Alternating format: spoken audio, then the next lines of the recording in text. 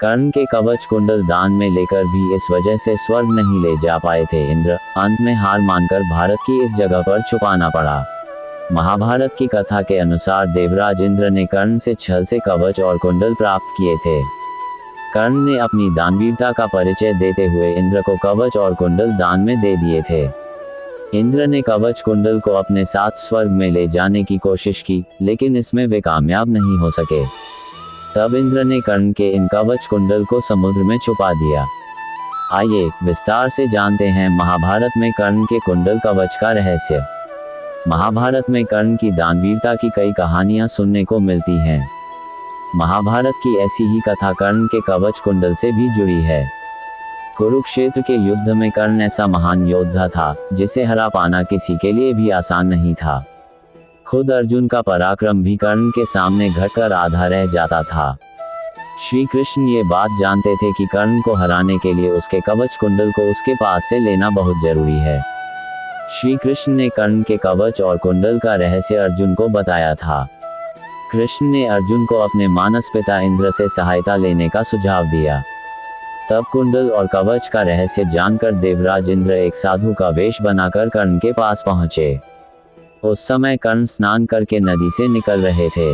अचानक एक साधु को अपने सामने खड़ा देखकर कर्ण ने उन्हें प्रणाम किया और सेवा बताने के लिए कहा। साधु का वेश लिए इंद्र ने अपना मायाजाल फेंका और गंभीर होते हुए कहा, वत्स, तुम बहुत बड़े योद्धा प्रतीत होते हो, लेकिन मैं जिस दान की अपेक्षा रखता हूँ वो तुम नहीं दे सकते। साधु की बात सुनकर कर्ण ने उसे वचन दिया कि वे दान में जो कुछ भी पाने की इच्छा रखते हैं कर्ण उसे जरूर देंगे। कर्ण साधु बने देवराज इंद्र की बातों से अंदाजा लगा चुके थे कि सामने खड़ा साधु कोई साधारण व्यक्ति नहीं बल्कि किसी लक्ष्य के साथ आया कोई देवता है। फिर भी कर्ण ने साधु की बात का मान रखते हुए अपने कवच कुंडल निकालकर देवराज इंद्र को दान में दे दिए। कवच कुंडल को प्राप्त करने के बाद देवराज इंद्र अपने असली रूप में आ गए। कर्ण ने इंद्र को प्रणाम किया और मुस्कुराने लगे। कर्ण की दानवीरता देखकर इंद्र उनसे बहुत प्रभावित हुए और उन्होंने अमोघ अस्त्र प्रदान किया। कर्ण को अमोघ शस्त्र भेंट करके इंद्र कवच कुंडल को लेकर स्वर्ग जाने लगे, लेकिन इंद्र जैसे ही कवच कुंडल को लेकर स्वर्ग की ओर प्रस्थान करते, कवच कुंडल जड़ अवस्था में एक जगह पर टिके रह जाते। इसका सबसे बड़ा कारण ये था कि इंद्र ने कर्ण के कवच कुंडल को छल से प्राप्त किया था। छल से प्राप्त की हुई किसी चीज को स्वर्ग नहीं ले जाया जा सकता था। छल से लेने के कारण कवच कुंडल में नकारात्मक ऊर्जा के कण भी आ चुके थे।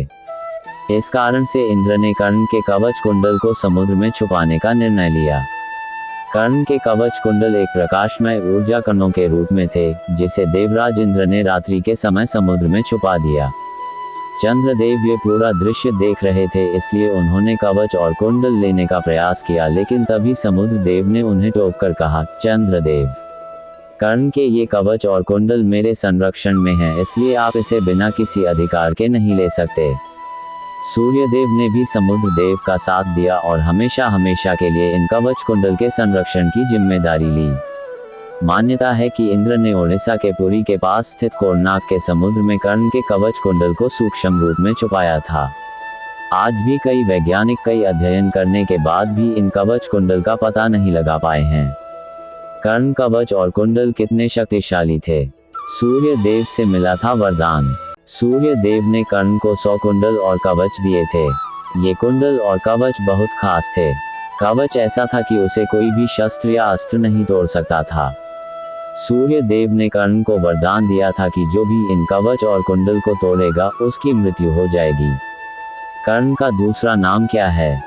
कर्ण गंगाजी में बहता हुआ जा रहा था कि महाराज धृष्टराज के सारथी अधिरथ और उनकी पत्नी राधा ने उसे देखा और उसे गोद ले लिया और उसका लालन पालन करने लगे। उन्होंने उसे वासुसेन नाम दिया। अपनी पालनकर्ता माता के नाम पर कर्ण को राधेय के नाम से भी जाना जाता है। कर्ण की अंतिम इच्छा क्या थी? कर्ण की मृत्यु। वह कर्ण से वादा करता है कि वह उसे जो भी चाहे देगा। मरते हुए कर्ण कृष्ण से कहता है कि अब वह कृष्ण से दुर्योधन को जीत दिलाने और उसकी सेनाओं को वापस जीवित करने के लिए कह सकता है। हालांकि वह ऐसा नहीं करना चाहता। इसके बजाय वह मानता है कि जैसे ही वह मर जाए उसकी मां कुंती को सूचित किया जाए। क्या कर्ण इंद्र को हरा सकता है?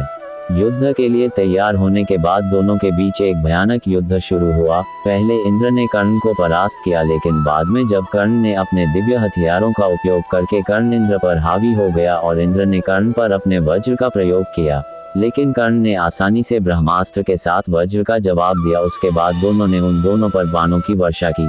युद्ध चला। मेरी यह जानकारी आपको अच्छी लगी हो तो मेरे चैनल को सब्सक्राइब करें, वीडियो को लाइक करें और कमेंट करें। धन्यवाद। राधे राधे।